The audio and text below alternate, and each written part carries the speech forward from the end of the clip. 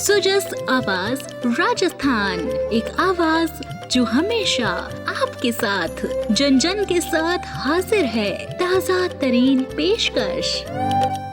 Sujas podcast में मेधा से आप सुन रहे हैं प्रदेश की खास खबरें। नजर सबसे पहले आज की हेडलाइंस पर। मुख्यमंत्री श्री भजनलाल शर्मा ने आमेर में किया जयपुर लिटरेचर फेस्टिवल का उद्घाटन। कहा, फेस्टिवल राजस्थान की सांस्कृतिक पहचान को वैश्विक स्तर पर बनाता है मजबूत। जयपुर में पूरे शौर्य और अनुशासन के साथ 78वां सेना दिवस मनाया गया। मुख्यमंत्री भजनलाल शर्मा ने की शिरकत। पहली बार असैन्य क्षेत्र में आयोजित हुई परेड। पीएम कुसुम योजना से राजस्थान की ग्रामीण अर्थव्यवस्था को नई ऊर्जा। मुख्य सचिव वी श्रीनिवास ने सौर ऊर्जा संयंत्रों का किया अवलोकन। और अब सुनिए समाचार विस्तार से।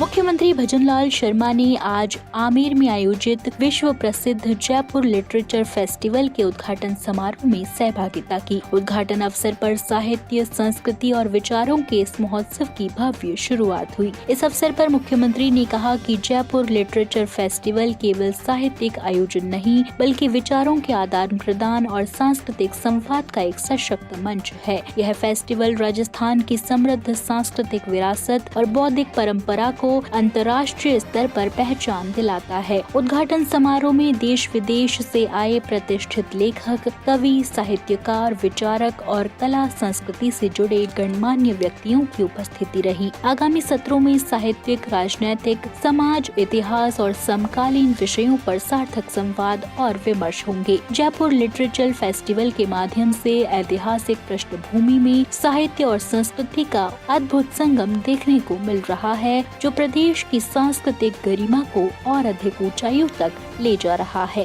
जयपुर एक बार फिर से साहित्य और समागम की मेजबानी कर रहा है। जयपुर लिटरेचर फेस्टिवल केवल कार्यक्रम नहीं है, विचार का उत्सव है, शब्दों का संगम है और संस्कृतियों के बीच संवाद का एक सेतु है। यह आयोजन न केवल साहित्य को पंख देता है, बल्कि राजस्थान की सांस्कृतिक धरोहर को वैश्विक पटल पर उजागर करता है। हर साल यह आयोजन नई ऊंचाइयों को छूता है, नए आयाम स्थापित करता है और साहित्य की दुनिया में नए मानक गढ़ता है।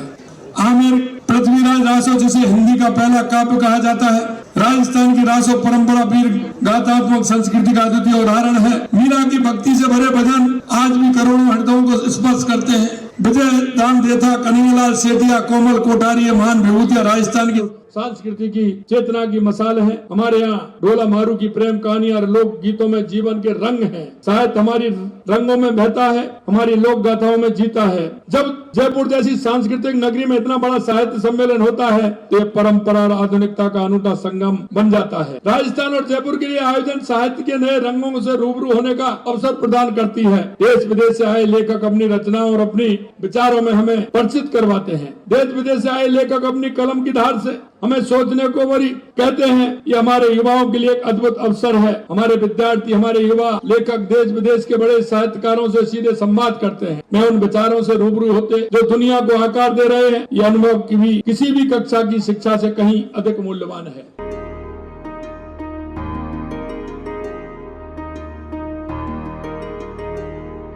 भारतीय सेना ने 78वां सेना दिवस आज जयपुर के जगतपुरा स्थित महल रोड पर पूरे सैन्य गौरव और अनुशासन के साथ मनाया।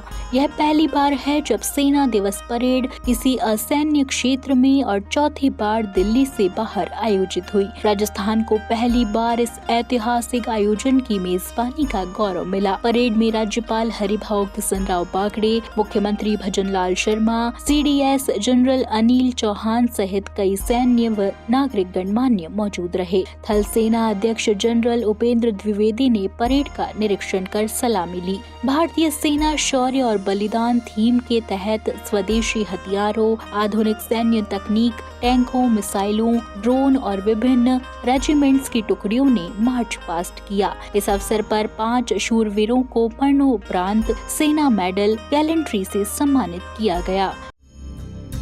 और अब थल सेनाध्यक्ष द्वारा देश की अक्षुण्णता के लिए अपने प्राणों का बलिदान देने वाले वीर सैनिकों के परिजनों को वीरता पुरस्कार प्रदान किए जाएंगे। सर्वप्रथम सूबेदार मेजर पवन कुमार 25वीं बटालियन पंजाब रेजिमेंट सेना मेडल मरणोपरांत सूबेदार मेजर पवन कुमार ऑपरेशन सिंदूर के दौरान जम्मू कश्मीर के कृष्णा घाटी गैरिसन में तैनात थे। दुश्मन द्वारा की जा रही भीषण गोलाबारी तथा ड्रोन हमलों के बीच अपनी उत्कृष्ट नेतृत्व क्षमता का परिचय देते हुए अपने सैनिकों को सामरिक रूप से पुनर्गठित किया। हवाई करतब, लोक साहित्यिक झांकियां और लड़ाकू विमानों की गर्जना ने परेड को ऐतिहासिक और रोमांचक बना दिया। इसी क्रम में मुख्यमंत्री भजनलाल शर्मा ने भारतीय सेना दिवस के अवसर पर सेना के सभी वीर जवानों, उनके परिवारों और समस्त देशवासियों को हार्दिक शुभकामनाएं दी। उन्होंने कहा कि आज का यह दिन उन वीर प्रहरियों के अदम्य साहस, अद्वितीय समर्पण और सर्वोच्च बलिदान के प्रति कृतज्ञता व्यक्त करने का अवसर है, जिनकी निरंतर सजगता से पूरे देश की सीमाएं सुरक्षित हैं। मुख्यमंत्री भजनलाल शर्मा ने अपने संदेश में कहा कि भारतीय सेना का प्रत्येक जवान हमारे देश की आन बान शान और राष्ट्रीय अस्मिता का जीवंत प्रतीक है। उन्होंने कहा कि सेना का शौर्य, अनुशासन और राष्ट्र के प्रति निष्ठा हर नागरिक के लिए प्रेरणा स्रोत है। मुख्यमंत्री ने कहा कि प्रदेश और देश की जनता को अपनी सशस्त्र सेनाओं पर गर्व है, जो हर परिस्थिति में राष्ट्र की सुरक्षा के लिए तत्पर रहती है। भारतीय सेना दिवस पर उन्होंने वीर जवानों के साहस और उनके परिवारों के त्याग को नमन करते हुए उनके उज्जवल भविष्य की कामना की। मुख्य सचिव वी श्रीनिवास ने कहा कि पीएम कुसुम योजना के तहत स्थापित सौर ऊर्जा संयंत्रों से राजस्थान की ग्रामीण अर्थव्यवस्था को नई गति मिली है और मुख्यमंत्री श्री भजनलाल शर्मा के ऊर्जा सरप्लस राज्य के विजन को मजबूती मिली है। वे कोटपुतली बहरोड जिले के बांसधुर उपखंड स्थित भूपसेड़ा गाँव में सौर ऊर्जा संयंत्रों के अवलोकन के दौरान बोल रहे थे। उन्होंने कहा कि कुसुम योजना से किसान अन्नदाताओं से ऊर्जादाता बन रहे हैं और दिन में निर्बाध बिजली मिल रही है। घटक ए और घटक सी के तहत किसान स्वयं संयंत्र लगा रहे हैं और भूमि लीज पर देकर अतिरिक्त आय कमा रहे हैं। राजस्थान कुसुम कंपोनेंट ए में देश में प्रथम और कंपोनेंट सी में द्वितीय स्थान पर है। डिस्कॉम चेयरमैन आरती डोगरा ने बताया कि प्रदेश में 2800 मेगावाट क्षमता की 1274 सौर परियोजनाएं स्थापित हो चुकी हैं, जिनसे 1,75,000 से अधिक किसानों को दिन में बिजली मिल रही है। भूपसेड़ा क्षेत्र में सौर प्लांटों से हजारों किसान लाभान्वित हो रहे हैं। इस अवसर पर जिला कलेक्टर प्रियंका गोस्वामी और एसपी देवेंद्र बिश्नोई भी मौजूद रहे। प्रदेश में 1,75,000 से अधिक किसानों को दिन में बिजली उपलब्ध कराना संभव हो पाया है। आपको बता दें कि भूपसेड़ा में 5-5 हेक्टेयर क्षेत्र में बने दोनों सौर प्लांटों से कल्याण नगर और बालावास GSS से जुड़े फीडरों पर भरपूर बिजली आपूर्ति हो रही है। बांसुर क्षेत्र में करीब 10 सौर प्लांट स्थापित हो चुके हैं, जिनसे लगभग 4,000 किसान लाभान्वित हो रहे हैं। वहीं कल्याण नगर में 310 और बालावास में 362 कृषि उपभोक्ताओं को दिन में बिजली मिल रही है। मुख्य सचिव ने ग्रामीणों से भी संवाद किया।